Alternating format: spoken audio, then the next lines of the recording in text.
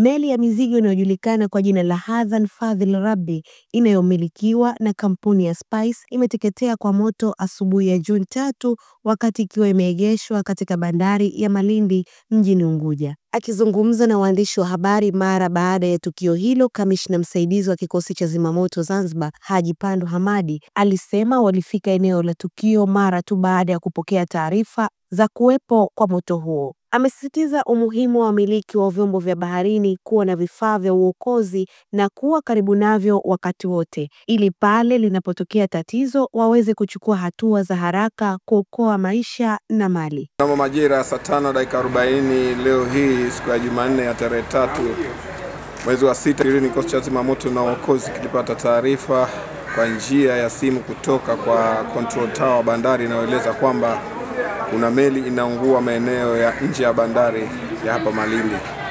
Hatua tulizochukua kama kawaida yetu ni kutoa kikosi cha zimamoto na uokozi kinachoshughulika sehemu za bandarini na sehemu za pwani kwenda kupambana na hilo tukio.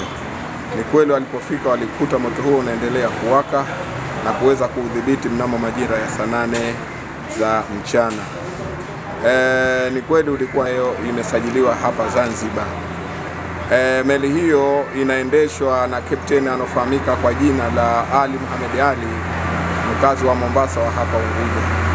Chanzo cha tukio hilo inasemekana ni kwamba ni uchomaji wa welding kwenye meli hiyo na kuweza kusababisha kutoa cheche kuweza kusababisha kuanza kwa moto huo.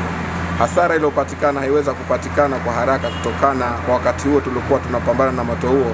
Wafanyakazi wa meli hiyo pia na wao walikuwa wana shughuli kubwa.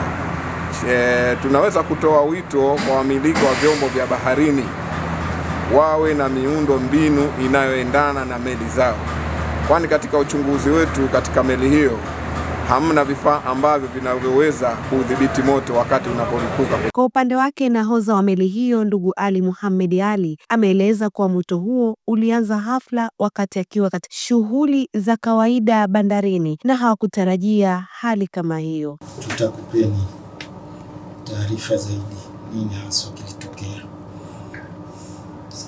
Nachukua muda pia kuwashukuru watu wa fire, watu wa bandari, Fire Master, hii ni KMKM,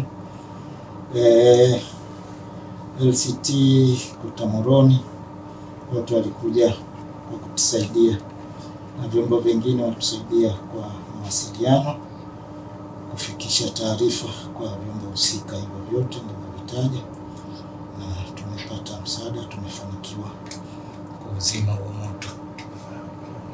Taarifa zaidi itafuatia baada ya kufanya uchunguzi. Ni hilo tu kwa sasa. Hizi ni ripoti za ASAM. Fatma Bernard, ASAM Online TV.